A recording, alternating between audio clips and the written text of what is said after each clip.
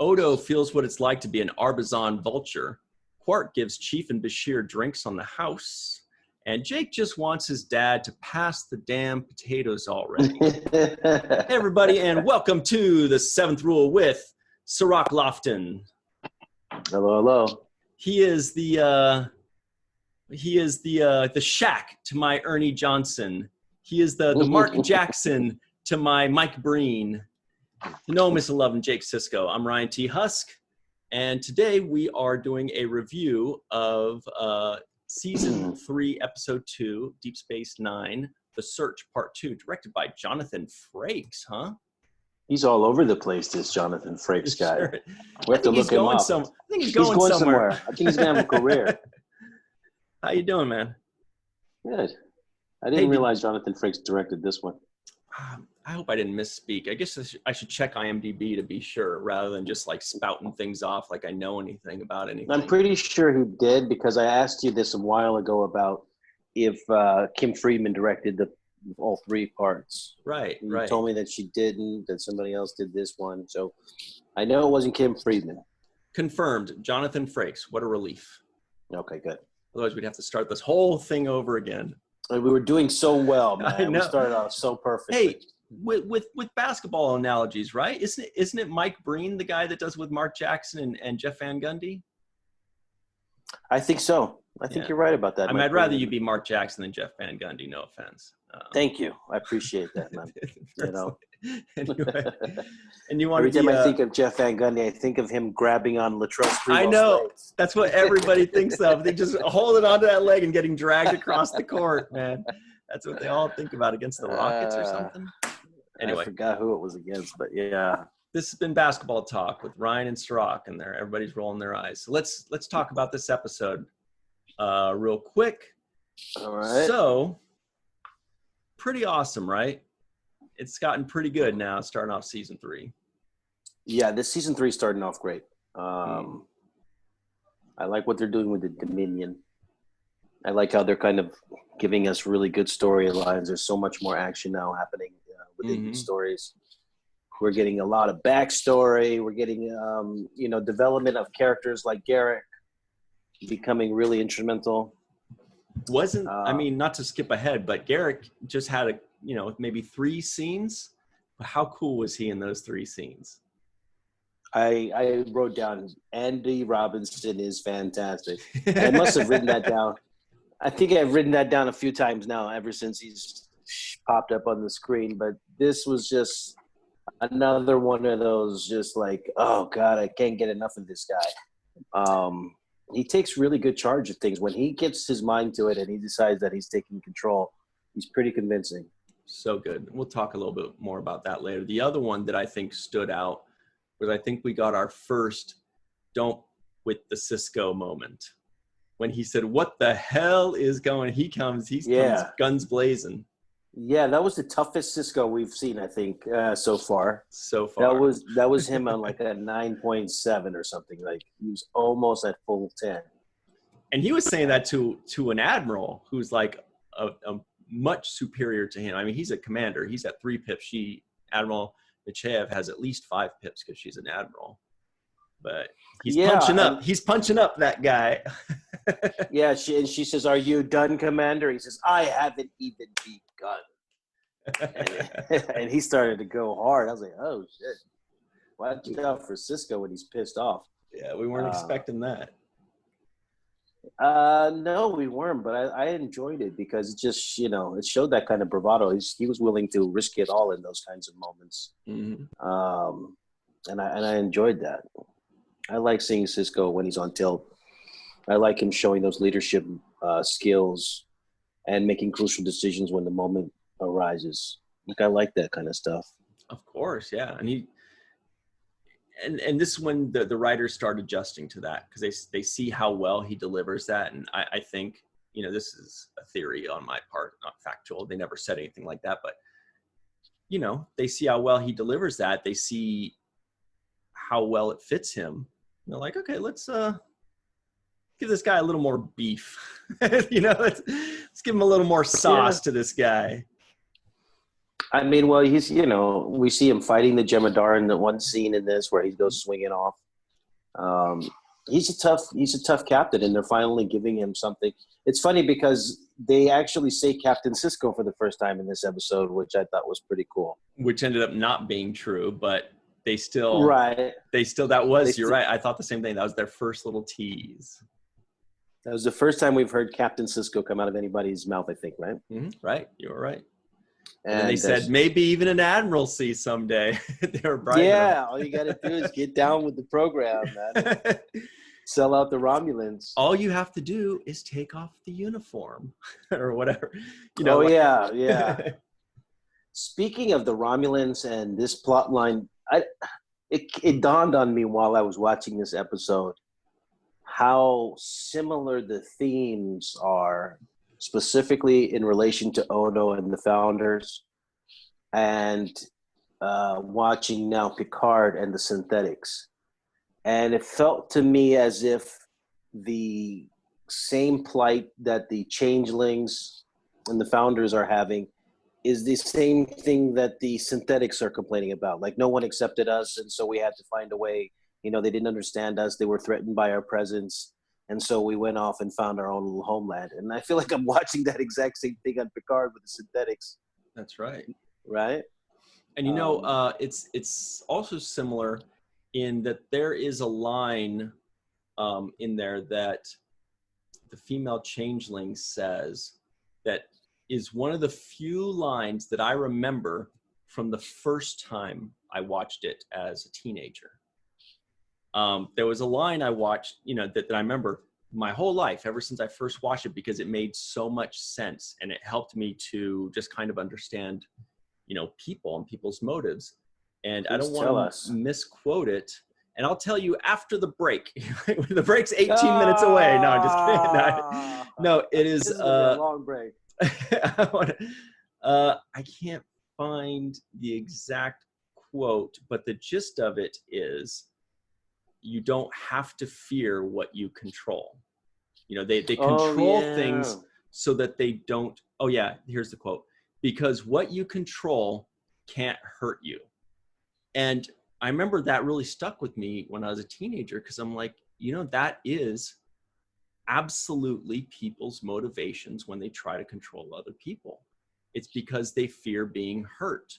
Whether it's a jealous husband that's telling their girl don't go out or whatever it is, or whether it's friends that are too controlling with other friends or whatever it is, or whether it's countries oppressing other countries, or groups of people oppressing other groups of people. It's because we fear being hurt by them. And so we try to control them as our own self-preservation out of fear. And that line really stuck with me however many years ago. And so it's great to hear it again. Yeah, I wrote that line down in my notes as well. Mm-hmm.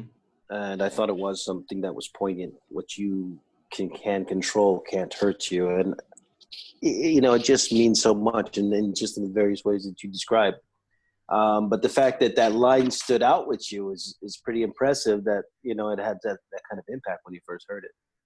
Definitely did. I mean, because it really explains human nature. Like with everything in Star Trek, it explains human nature through the lens of some freaking made up alien. But really what they're doing is telling you how humans are.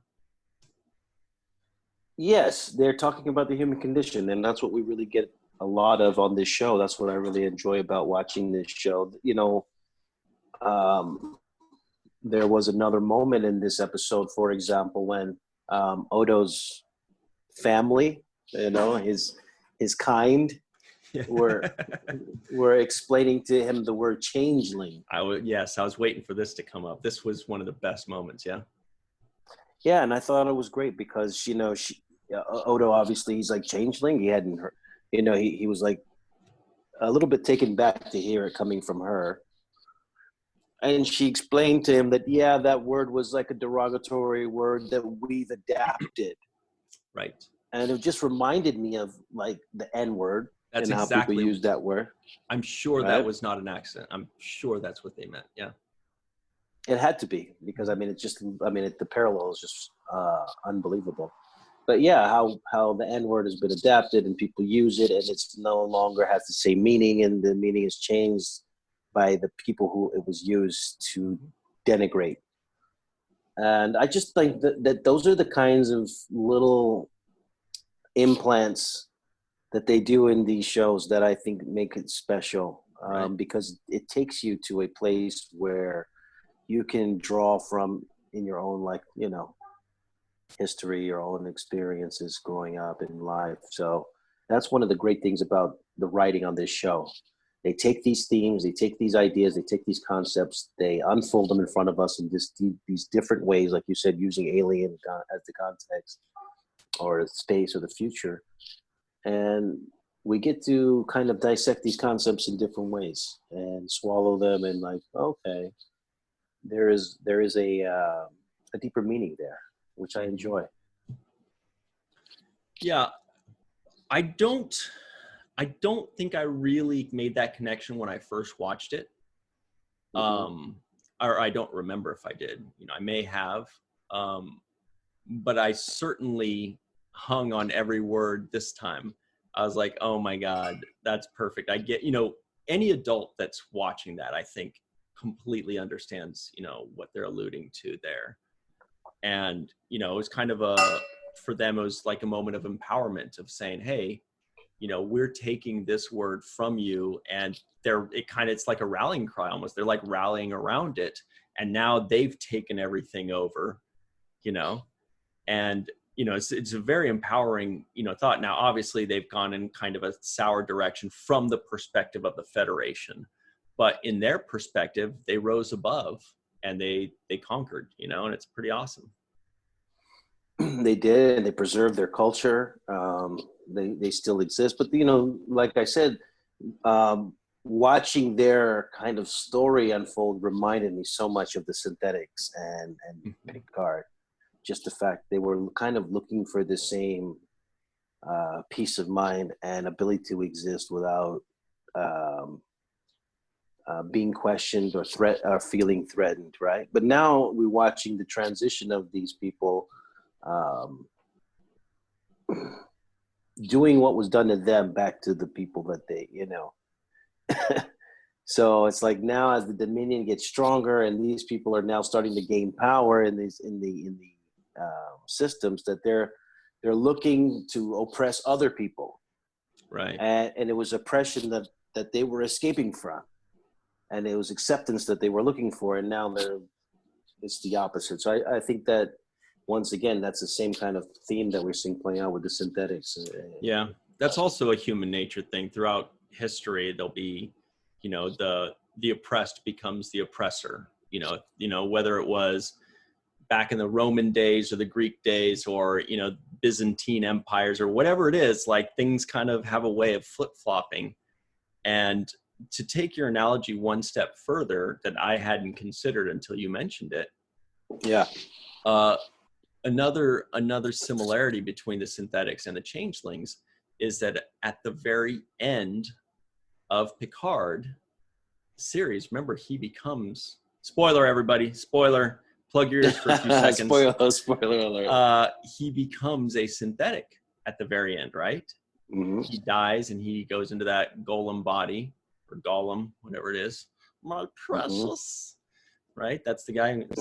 Stupid fat habits. Right? That's what he says. Very good. This guy is a world-class voice impersonator. I can only do like 4. I just look for any way that I can sneak him in. I'm like, okay, Gollum, Worf, Picard. Don't ask me to do anything. No, you're world-class, and you're very humble about it. But thanks. I love listening to your voice impressions. I think you're great at it. Thanks. My parents hate it. So, so he becomes a synthetic after he goes into that golem body, and Odo, to follow your analogy, also comes and joins them and realizes he is one of them when they link too. So, right. Which we talking about the liquid link that they did? Right. So in both of these shows, the things that we thought were like the bad guys and the oppressor, the person that's going out and kind of seeking them kind of joins with them or becomes one of them, you know. Yeah, and is also kind of an outsider as well. So it almost is like I'm seeing them borrow a lot of his themes from DS9 and inserting them in Picard. They'd be wise to do so. They'd be wise to do so because they'd be using some of the best writing. I don't know about you, but one of the things that I found was interesting was when they told Odo that he was 1 out of 100 that were sent out. Yes, I love that. Yeah. And it just made me think of, like, I just couldn't help but think of the other 99 and where they ended up, where they ended up. Right. So just as a refresher for the people listening in, because I do think you're right. That's such a great point. A really interesting story. Really interesting is they didn't want to go out and explore. It's too dangerous. They don't want to deal with it. So they made 100 little Odo babies, little baby Odos, little Play-Doh balls, and they shot them out throughout the galaxy and gave them each kind of like a homing beacon, for them to naturally want to come back and to be drawn back to it. And if you'll remember, Odo when he would see that Omicron Nebula or whatever, he'd be like, "What's that?" So he was drawn to it. Yeah. And because of the wormhole, he's way early. He came 300 years earlier than they expected him. And even then they were saying like he was gone too long or something like that. So there's that weird dichotomy of he was gone too long, but he was here 300 years earlier than we expected. Yeah. And that 300 years, it just made me, when that whole 300 years earlier, there was a exchange there where Odo says, "How long have I been gone?" And it just made me think, well, normally we just keep track of how long we were alive, and that's like how long we've been gone. Yeah, dude. Don't you have a watch? Yeah, like how long were you in the Cardassian, occupation, and where were you before that? And like how long was it? Mm-hmm. I think that would give you an idea. So it's like we don't know Odo's age. Right. And we also know that Odo can live a very long lifespan, right? At least 300 and something years. We know that for sure. Exactly.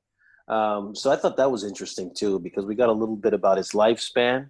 We got a little bit about how he's 1 out of 100, and there's other Odos out there. I wonder if they look exactly like him. If there's variations on how they look because they've all grown up in different environments. Those were the kind of curiosities that I had. Mm-hmm. And I think that it was also good that Odo was dealing with this kind of identity crisis, but more so not understanding his powers, right? Because I think he was trying to turn into a rock, and he said, I still don't know what it's like to be a rock. Right. And just one little thing I didn't like about that he did say how he tried to be a rock, but he didn't try to be a Ron. And I was like, come on, dude, be fair about anyway, go on, sorry. Yeah. We'll let that go. I've been sitting on that one all week. I've been like, I'm like, when's he going to say it? Just say it. Oh, man. I took the bait. So, yeah, I just don't know that, he didn't really – he had that breakthrough moment with the Arbizon Vulture, right? Where he's like, yeah, oh, man, I finally understand what it's like. But to me, that's – I don't know. I just figured like when he was a mouse or when he was all these things that he understood that he was a mouse. Right. Thanks for bringing me back to the mouse day. Remember that mouse really episode? Good. He was a really good actor. That thing knew its mark. It knew how to stand. Yeah. It was looking to the left, look camera right. The good old days. That mouse never once looked directly into the camera. He was awesome. And no problems with him on set. He was cool. I think he was a little bit overeating at the craft service, but other than that, he was on it. There was no cheese to be found when that jerk was on cheese. So, but I mean, there were a lot of little things like that. I think this was almost an Odo episode in some ways to me. He was the standout star. We also had the Vorta kind of heavily featured in this. Right. What was his name? Boroth. Yeah. Borat's brother, Boroth. And nice. That's all I got. Thank goodness. So shout out to Borat. Good knowledge. Yeah. Did you ever see Bruno, the kind of the second movie I seen by it. Sacha Baron Cohen? I have. That was Actually, I like his movies at that time. He was coming out with some good movies. He made also The Dictator. I didn't see The Dictator. That was the one I didn't see. I saw those first two, Bruno and Borat. Because Bruno was maybe the only movie that's ever made me physically react in a theater. Like actually, like physically, I like curled into a ball and like physically reacted. Anyway. No, I didn't see either one of those in the theater. I saw them, on DVD and stuff like that. Okay. But they were definitely memorable. So Borath, the Vorta. Oh, by the way, he didn't shoot lasers out of his chest. That was something I forgot to mention before, was that first Vorta named Eris. She was like, oh, by the way, I got psychokinetic powers. Just call me Cyclops or Magneto or whatever, Professor X. And she's like, yeah. Or Ken and Ryu of Street Fighter. She's like, Hadouken! Hadouken. But no other Vorta ever after that does that. So that was just some kind of. So we never see Wei Yun do that as well, right? That's a one-off. Yeah, it was a thing that supposedly was a mistake, that they didn't mean to have Eris do that, because then after that it never appears ever again. But anyway. Yeah, I remember that they had, and they mentioned Eris, so she actually got a non-appearance mention in this one. Very true.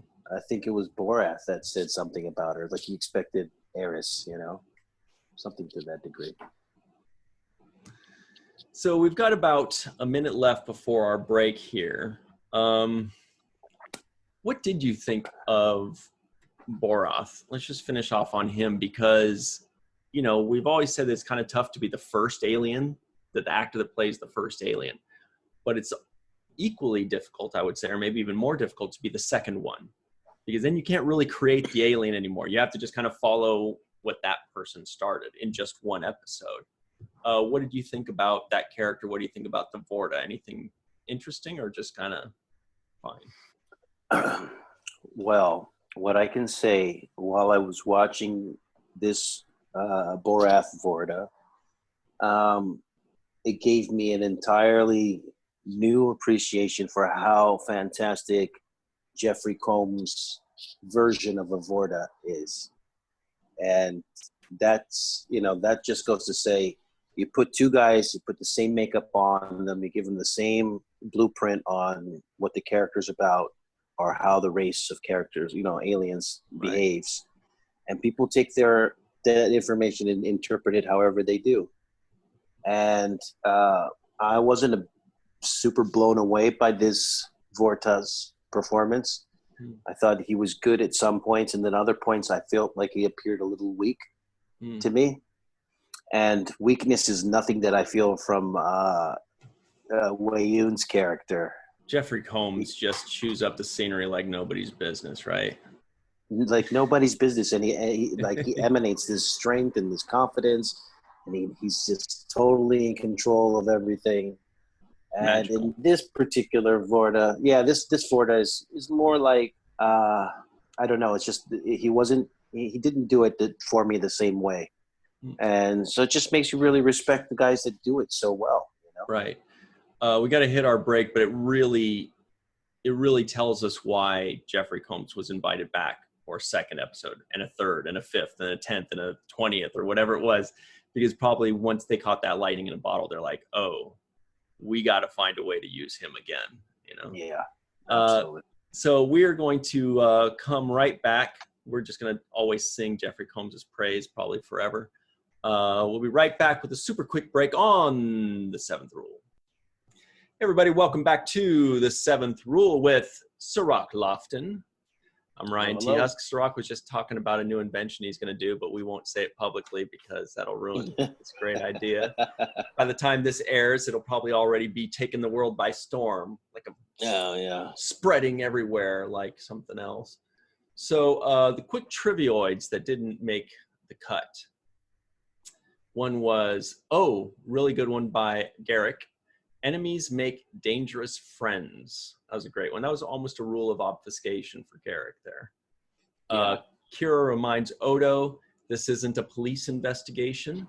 We have Yeah. quality So time told with me. Bashir. Yeah. He was a little aggressive there. A little over the top. Like, calm down, Odo. These are your friends. Yeah. Quality time with Sisko and Bashir, which I thought was going to last longer than one scene. Boroth claims he's one of the founders. Boroth wants an alliance. But these are boring.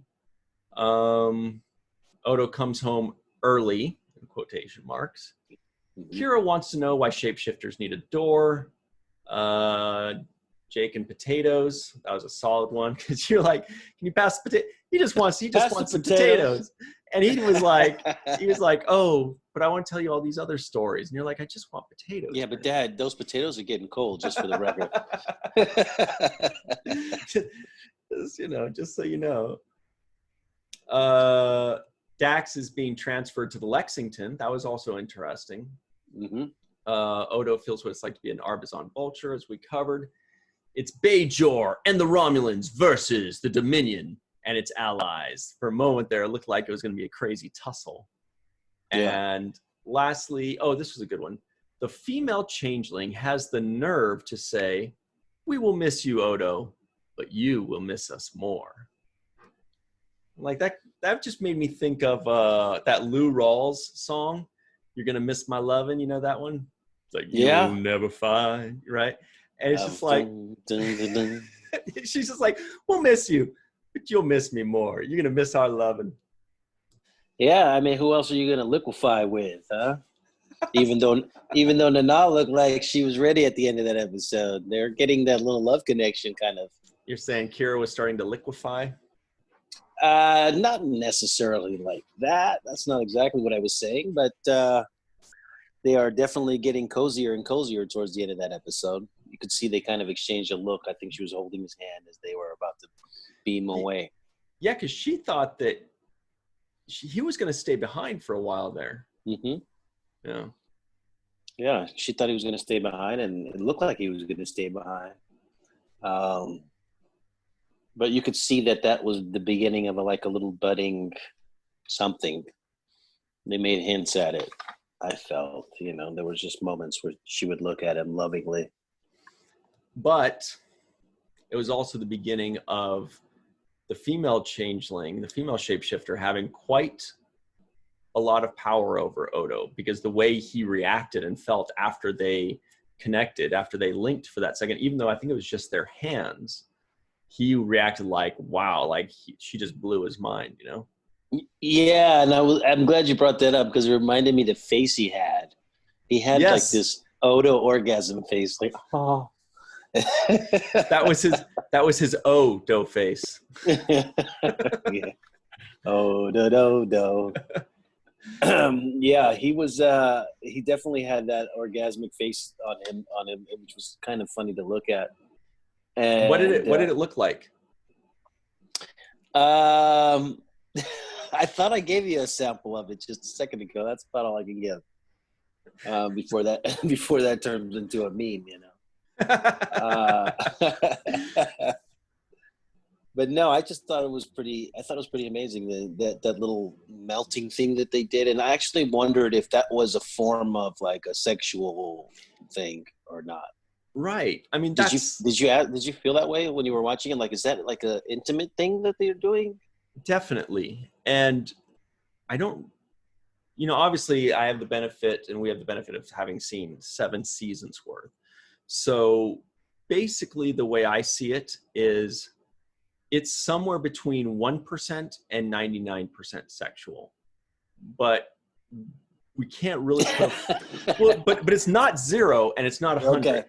You know what I mean? It's not completely sexual and it's not completely asexual. There's something there, but we don't really know exactly how sexual, at least as a fan, we don't really know how sexual it is necessarily, because these are aliens and they're not even solid aliens. So they experience things differently. Maybe to them, sexual is just intimacy. Maybe that's all just one thing. They don't really experience sexuality like we do because they don't have gonads. They don't reproduce. They don't have any of that kind of stuff. So the way we perceive it is somewhat sexual, somewhat intimate, somewhat spiritual, very spiritual, and also in a familial, like in a family way. So it's kind of like all those things rolled up into one, and obviously all of those things sound completely different to us.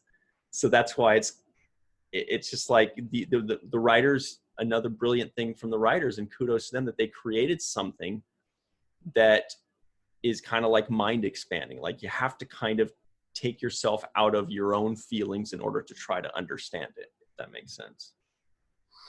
It does.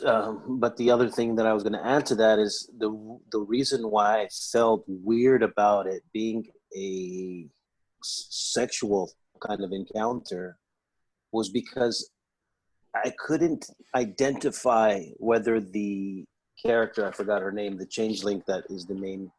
Just the female changeling. That's the just female all she's ever been called, changeling. yeah. Okay. I couldn't identify whether she was.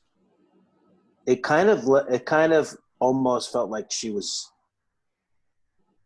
a parental type figure to Odo, specifically for the fact that she was almost there for his creation and sending out into the cosmos. So it feels as if she was a senior to him, as far as like, yeah, I was around before you don't know anything about this. Totally. This was before you were born. You know, we used to do this. We traveled the galaxy. We were looking for people and trying to be a benevolent force in the universe, but people hated us, right?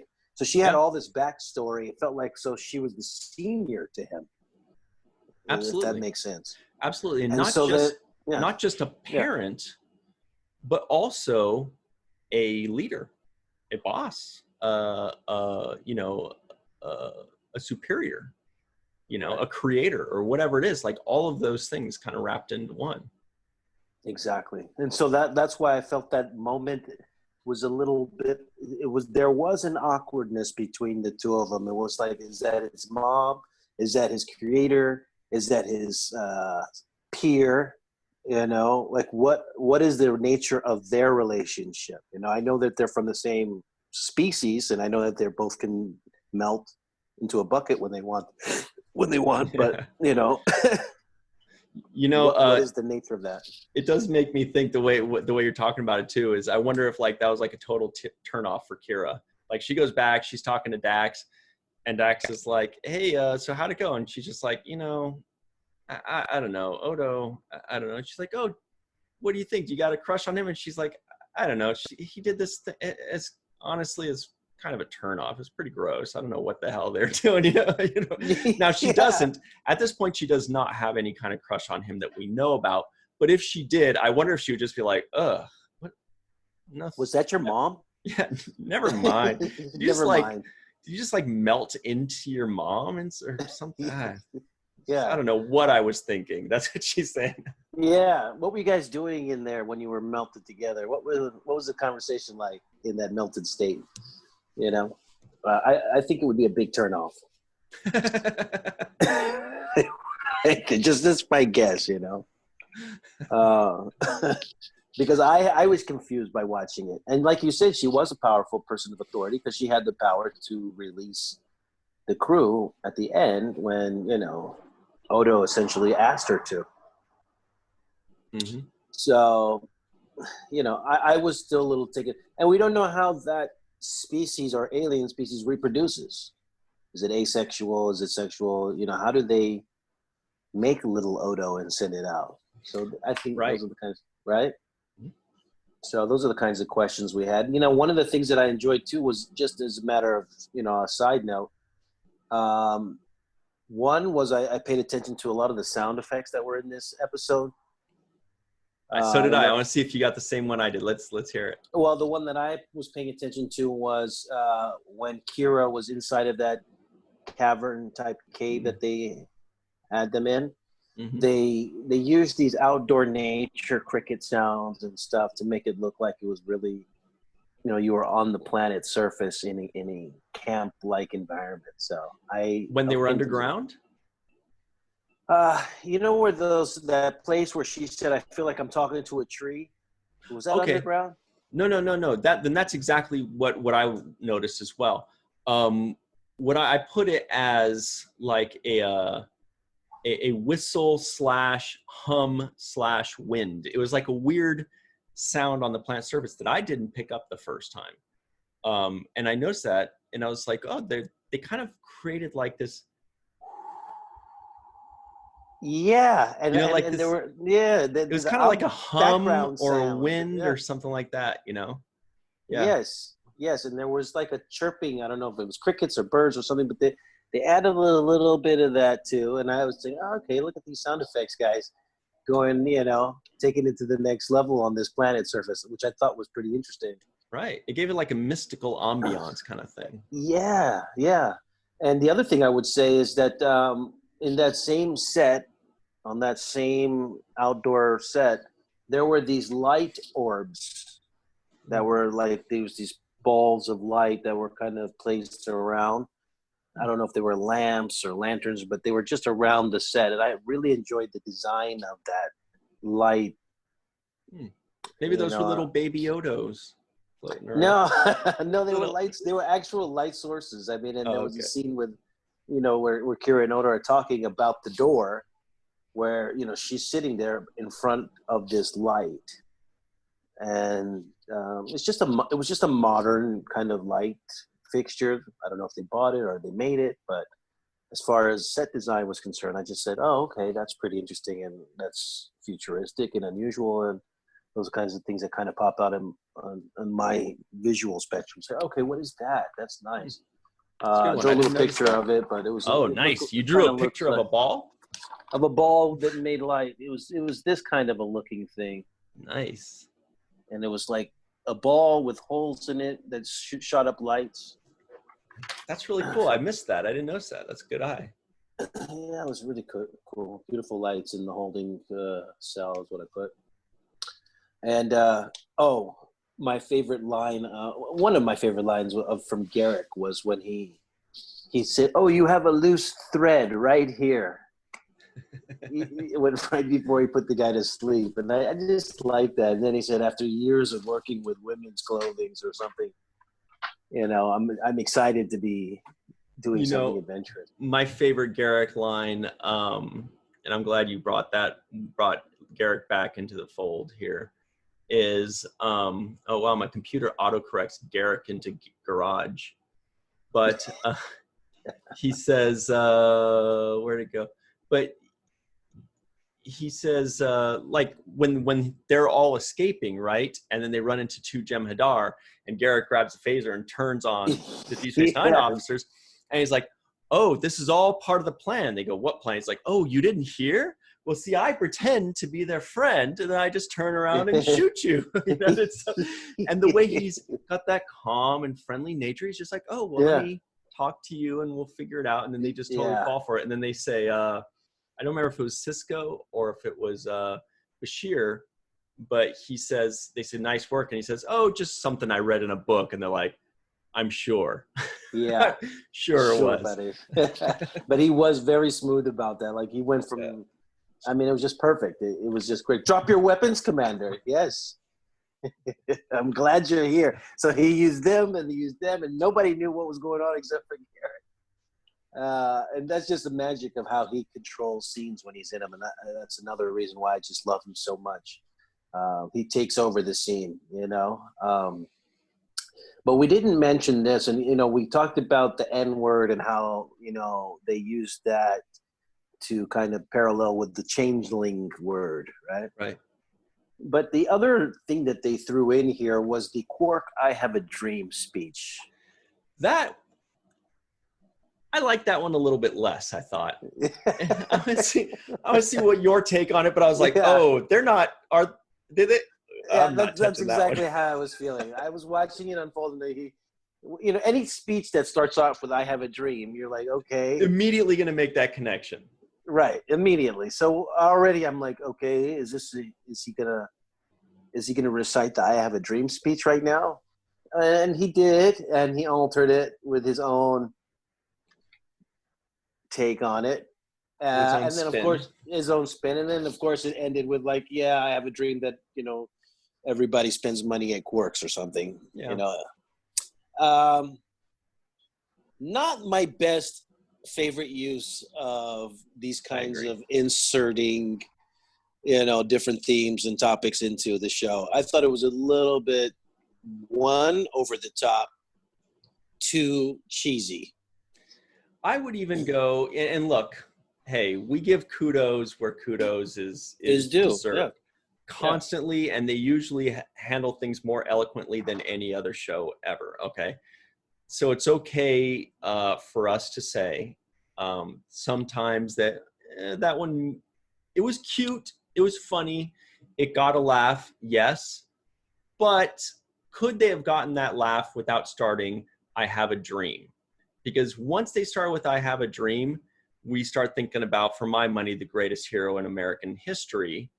And it felt slightly disrespectful. And disrespectful is a word I don't really want to use, because I hold Deep Space Nine and the writers in a very high regard.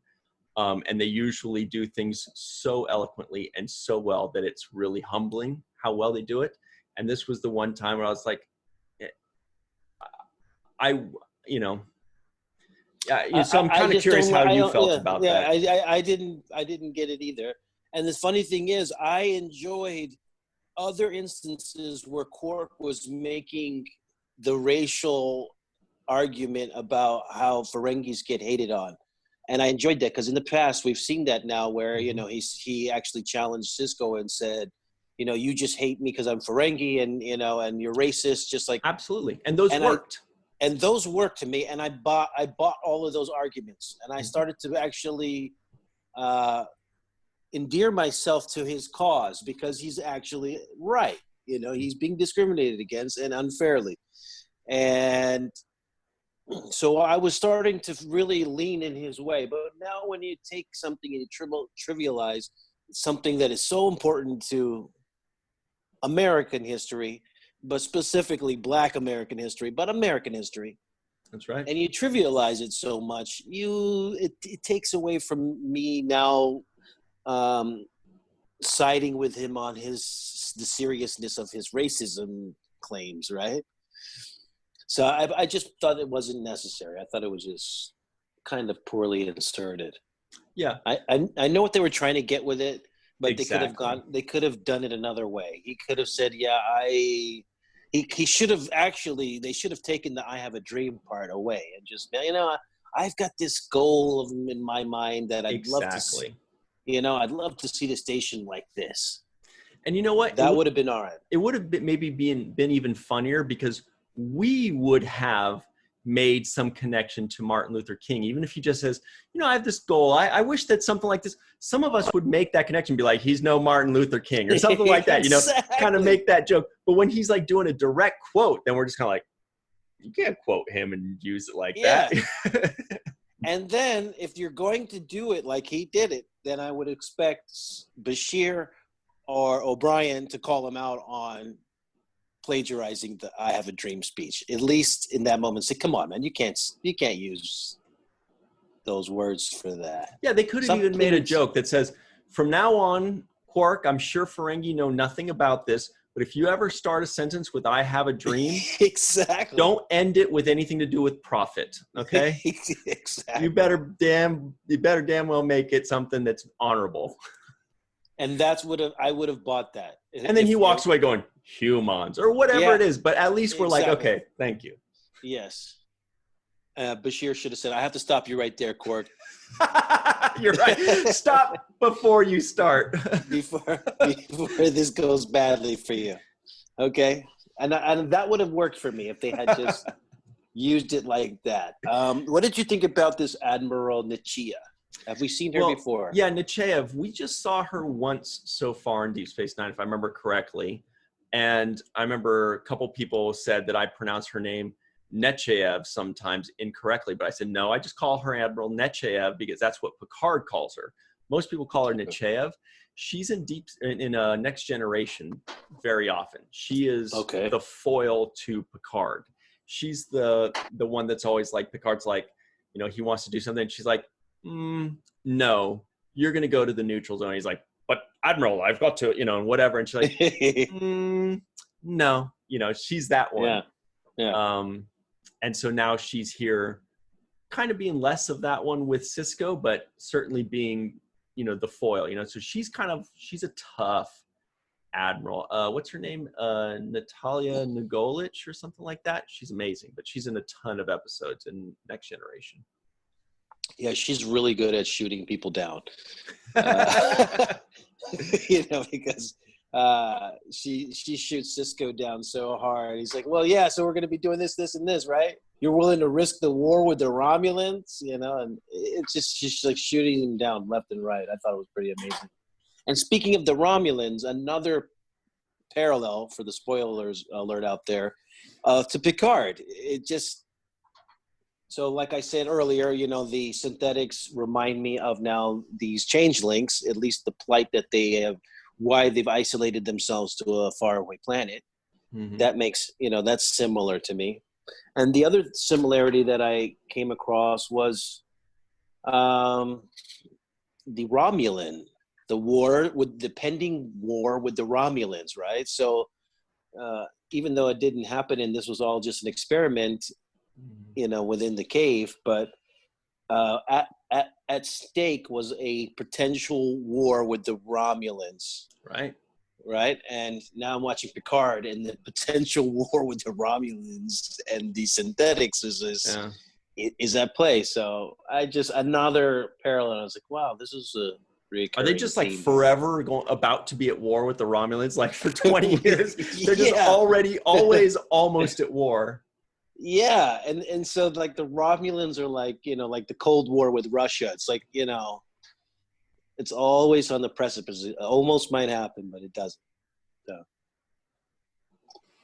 I've also got a note here for another great Garak line, and this one, I don't really know if it's a well-written line or if it's just delivered in Garak's way, because sometimes it's just a perfect line, and sometimes it's just the way Garak said it that's funny. Right. When he's talking with Sisko, and it was one of these classic scenes between two people that are about to start a mutiny, but that they don't want to say it out loud. So they just kind of like hint, like, oh, I hear that this is happening. Oh, I hear this is happening.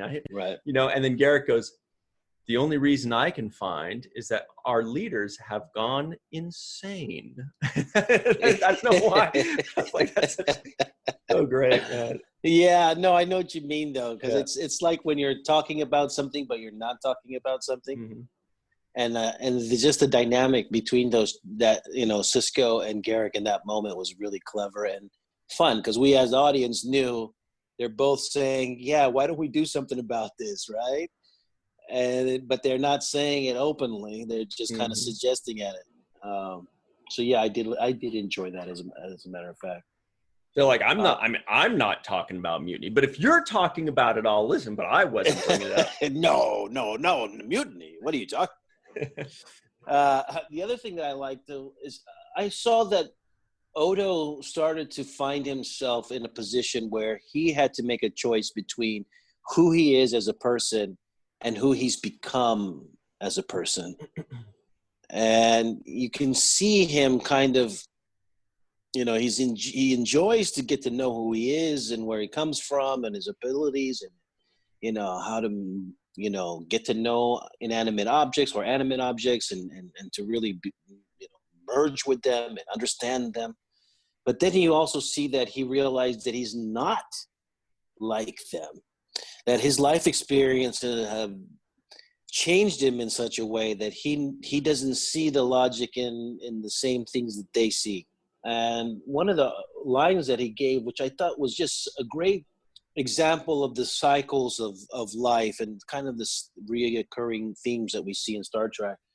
And he mentioned the Federation in their defense for the Federation to the founders. He was saying to her, they travel the galaxy to explore just as you once did. And he's basically saying, the Federation is doing exactly what you guys were doing at one point, right? And we see this cycle play out, whether it's, from one section of the quadrant to another. This is kind of mankind's, humankind or life's kind's desire to explore. It's human nature. It's human. Well, beyond human, it's at this point, what they're saying is, look, it's life nature. It's it's universal nature. It's nature, right? Yeah. Is to go out there and explore and try to, understand your surroundings and meet people around you. And so I thought that was interesting that the founders had at one point done exactly what the Federation is trying to do, and so it's just this kind of cycle of life playing out. And the other thing that jumped out to me, you mentioned earlier, which I'm glad that you did.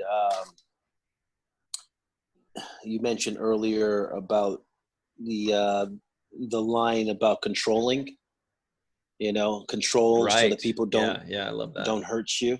And the other thing that I wanted to add to that was the line that the founder gave, which was, "It's not just justice you desire, but order." And she mentioned the order, right? Which is what Odo is always going on about, is how he wants order. Right. And I just thought that was a nice little throw in there because, order. We talk about order and chaos, which is its, antithesis. But we talk about these things, and I like that they touched on it. We do have 1 minute left, maybe 30 seconds, but I think it would be awesome if we had Cirroc's line of the episode, line of the day. What's the best line of the episode? Because we're always talking about like all these great lines, and you seem to be, really good at picking out these best lines of the episode. So I kind of want to hear like, which is the number one best line. Yeah, I can't really say for this one. I have a couple. I'll say that. The one is where Sisko breaks into the room and says, "I want to know what the hell is going on." That one. Emphasis on hell, by the way. Yeah. I want to know what the hell is going on. Yeah. I love that line. And I also like Odo's line, and it was towards the end, but he says, "Whatever you do to them, you'll have to do to me." And to me, that was one of those just like, that's the guy you want. That's the guy you want on your team. That's right. Cool. Well, we got to run. Very special thanks to Yvette Blackmon, Rex A. Wood, Dennis Koch, Homer Frizzell, Eve England, and Marie Segal, Rob Hoffman, and Carmen Shamwell. Stay tuned for the free-for-all, where some of those people will be on the free-for-all, I'll bet. And special thanks, of course, always Cirroc Lofton for making us look awesome. Special thanks to our favorite person in the world, Mr. Aaron Eisenberg and Russ Haslidge. Thank you to him. We'll see you on the other side on the free-for-all in just a minute. Always remember the 7th rule. Hey, everybody, and welcome to a very special edition of the free-for-all today.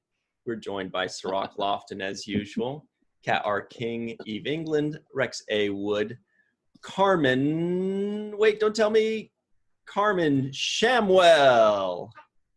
I'm giving out my government name, but okay. Sorry.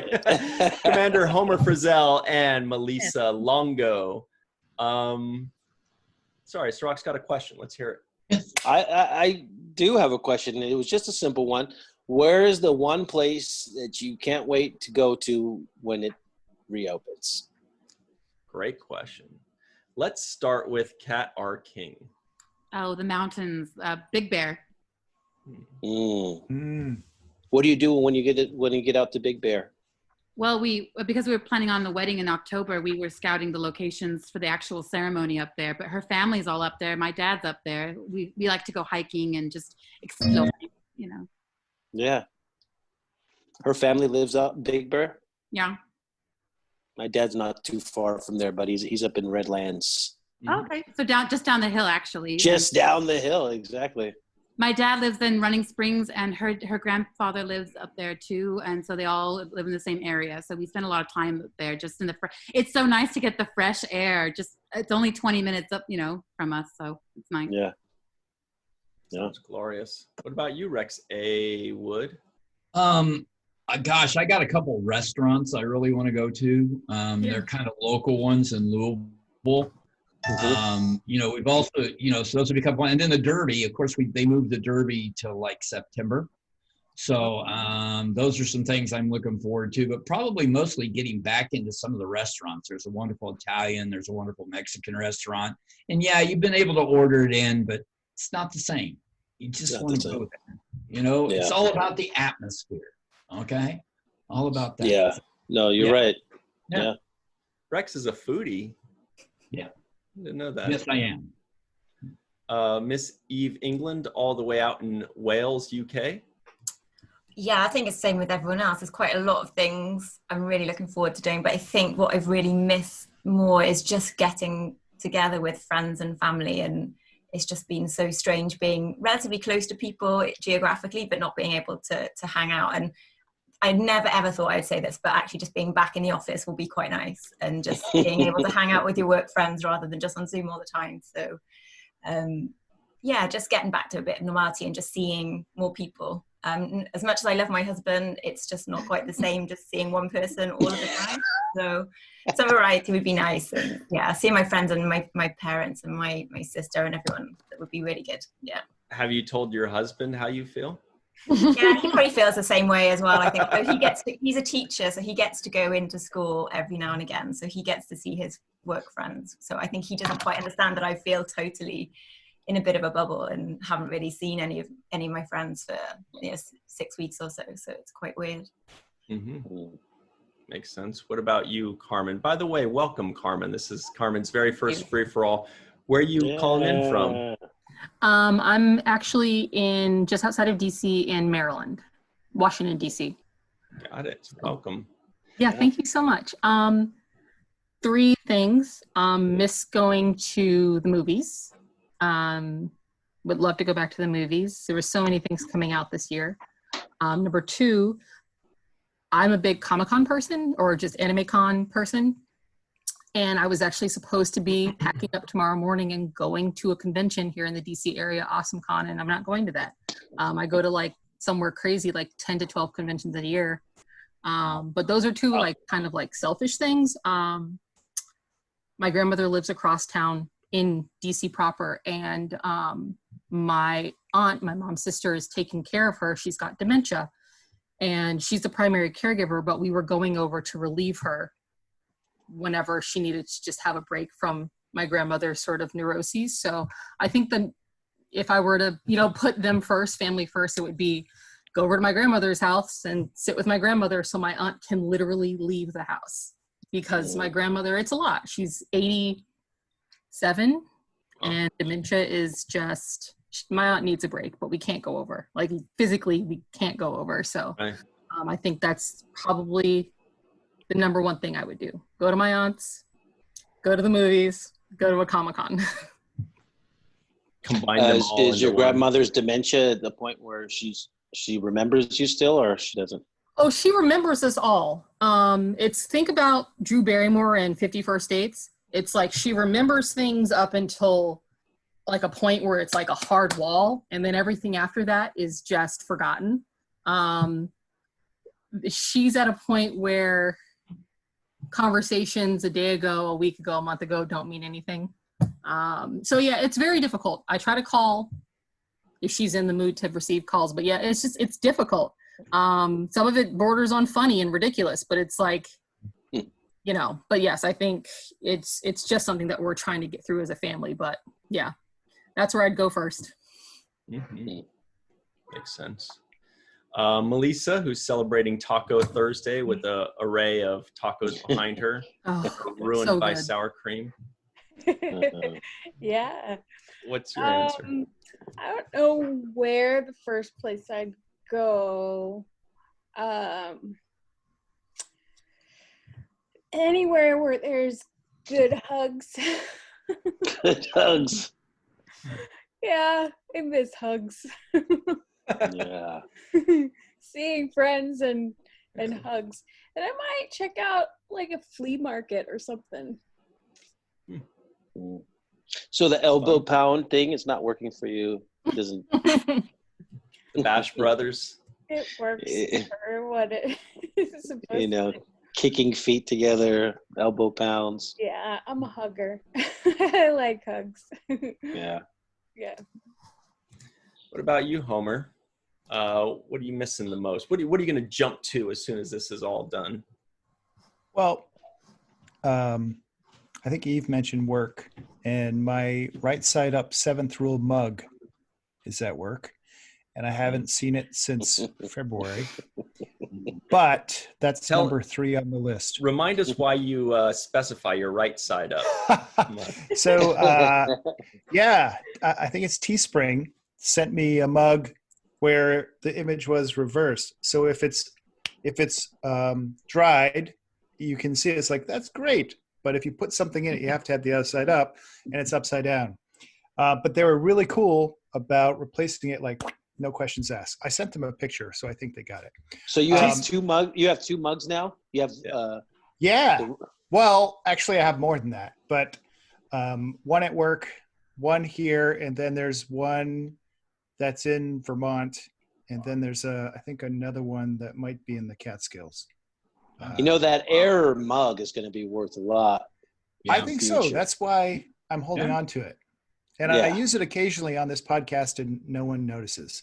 So today, I'm using my Picard Earl Grey mug.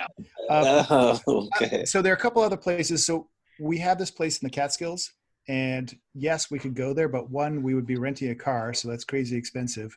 And then 2, we don't want to endanger anyone, so we're just hunkering down and staying here. The one place that is at the top of my list to go is to see my parents in northeastern Vermont. They've been staying, inside the house. My sister comes over and leaves off groceries. They don't even really interact. They see each other, but it's not like there's any interaction whatsoever. So I'd love to be able to get up there, say in June or July, something like that. I think it's going to be a while before I get to go anywhere because I'm in New York. Yeah. You're in the heart of it all, right? What part of New York again? I'm in Manhattan at the top. Yeah. The epicenter. Mm-hmm. The epicenter. What about you, Cirroc? I'm an outdoors person, so I really want to go back to the beaches and parks. I can't wait to do that. I could be a rebel and go out there and protest with the rest of the protesters, but I'm not into that, and and I'm not into getting myself in danger because I'm trying to be at the beach, so it's not that serious.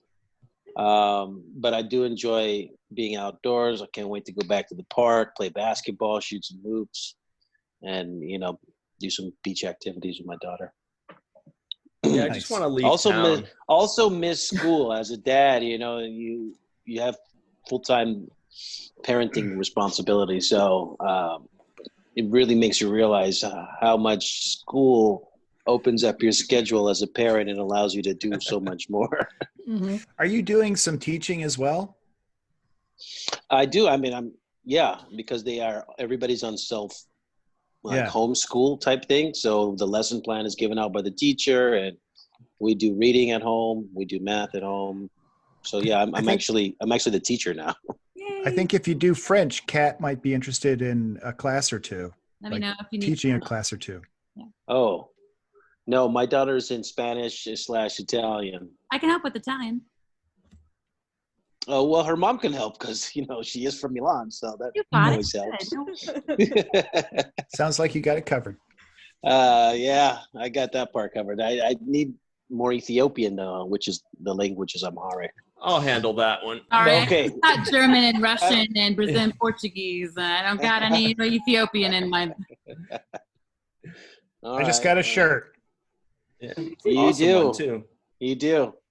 Check it out. Abyssinian Kiosk. We have it in the description below if you want an awesome shirt like that, any color. Just there it is. That's the shirt. Cirroc's sister makes them, and they are awesome. Absolutely. As for me, before we go to our next question, I just want to leave town.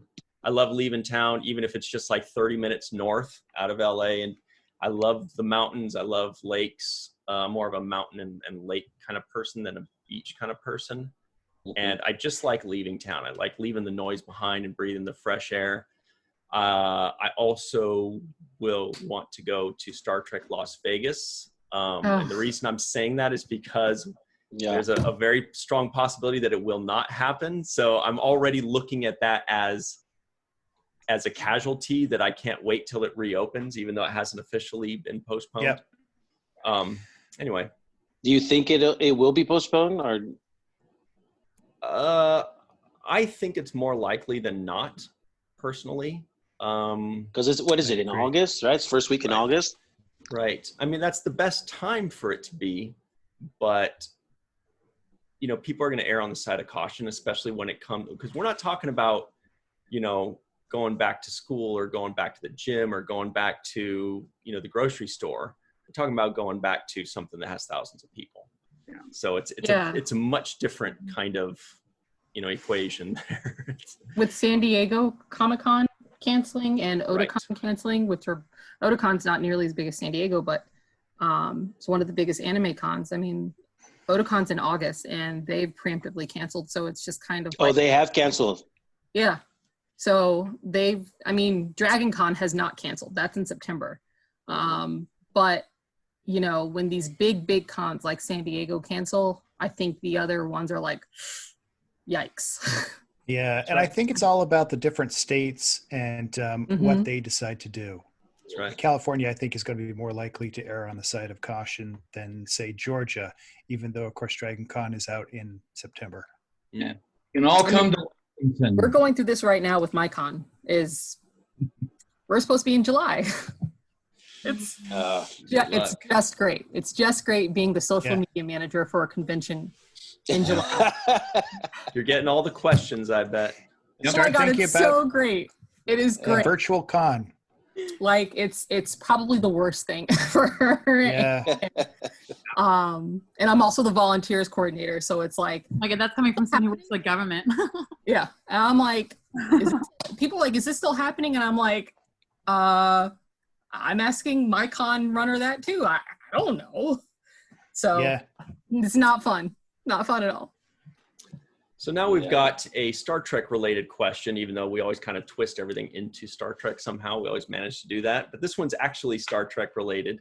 We just finished reviewing The Search Part 2, Deep Space Nine Season 3, Episode 2.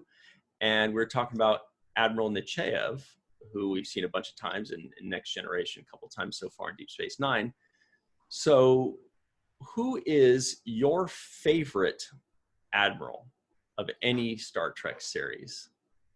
Let's start with Malissa, because she's totally looking away. She's like researching admirals right now. I wish I could type that fast.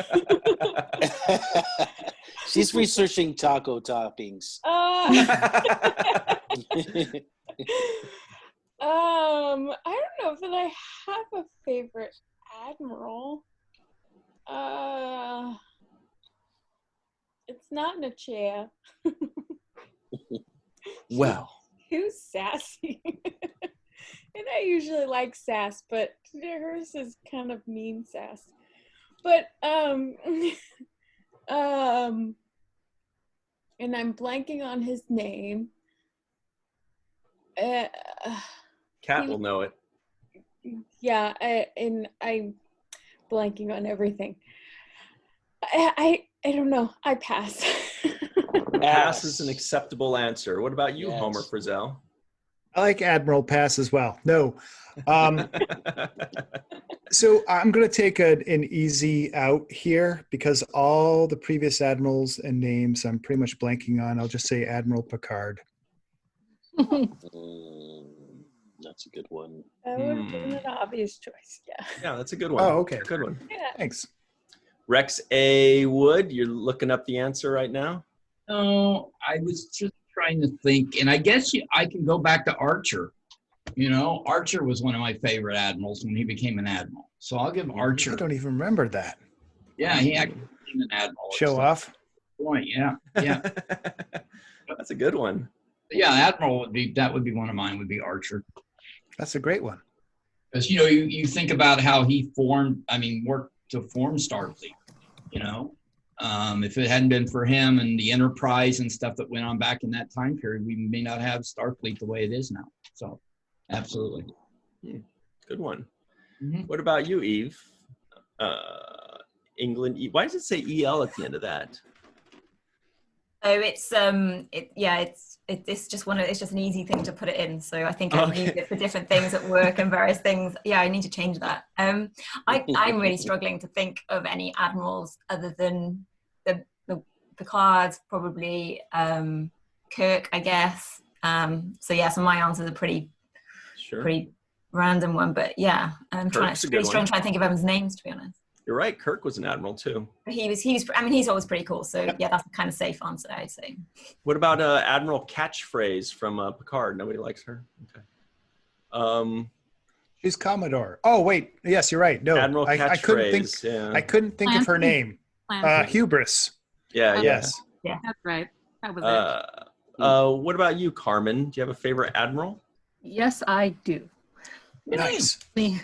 You brought up Nechayev. She's not my favorite. I did like that she had a bigger role in DS9, first of all. Second of all, I love Admiral Nakamura just because he had that like bomb-ass mustache. Every time he was on screen, I was like, yes! Every time. So. Good one. Very good. Yeah, I remember that. Always had that. Yeah. Like a caterpillar. That's very good. What about you, Kat? Oh, yeah. Wait. We got another I was going to say, side note, I did a rewatch of DS9 with my boyfriend. He's in the other room. He was in the Navy. He hates admirals. So every time one was on the screen, I just got like this whole lecture.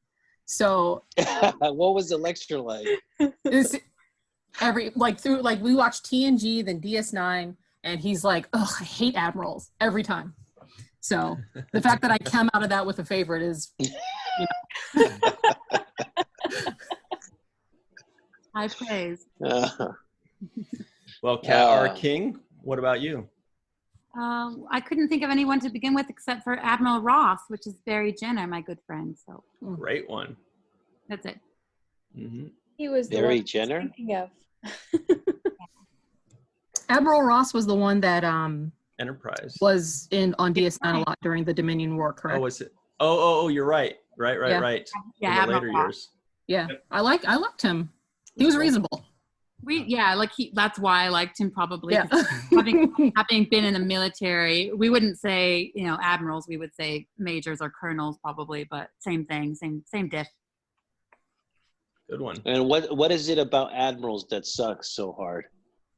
That's so Who hard. said that? Well, according to my boyfriend who was in the Navy, Yeah. It was just that a lot of them were giving commands, from being safe, not on a boat, and sort of like not really understanding what's going on the boat, or not what's going on, on the ground in the countries where the boats are, surveying or docked, and they're sort of giving commands from the Pentagon or from wherever and not understanding. And I'm not going to say exactly what he said, because it involves profanity, and I don't know if that's that kind of podcast, but Never. So there's an elitism that they have where they feel that they're disconnected from the rest of the guys. Yeah. So basically, like a lot of Star Trek, especially the command structure, he's just like, oh, that's so Navy. But including. And so what does he think about Star Trek when you guys watched it together and binge watched it? Yeah, he's liking it. He's liking it a lot. We're on Enterprise. We're on season. I think we've just started. We're in like first quarter of season 2. He's saying objectively, out of TNG, Voyager, DS9, and Enterprise, that DS9 is the most fully fleshed out show with the characters that he can more relate to. So I'm like, oh my God, he's one of us. No, he's liking it. He's liking it. I think the whole Navy thing is really kind of like speaking to him. So he's appreciating that it's very similar to the experience that he's had. It's been great. Like, I mean, I've been watching these shows since '88, since I was maybe 7 years old. So rewatching them through and with him has been really awesome. So it's been fun. We're just about out of time. I do want to throw in Admiral Paris into the mix too. Admiral Paris is a good one, played by Richard Hurd. We like him. He and his wife, Tricia Hurd, nice people. Cirroc, do you want to pick Admiral. a winner out of these? I don't know if you know all the admirals, but do you have a favorite answer? My honorary Admiral Nog. That's my answer. Aww. Admiral Nog forever. Nice. I need a new shirt. New shirt Yeah. coming up. All right. Well, we do have to run. We got a lot more good stuff coming. So we got to move forward. But we do want to thank you all for joining us. Kat R. King, Rex A. Wood, Eve England, Carmen Shamwell, Commander Homer Frizzell, Malissa Longo, Cirroc Lofton, as always, making us look rad. And we'll see you all again very soon on the 7th Rule. Keep your ears open.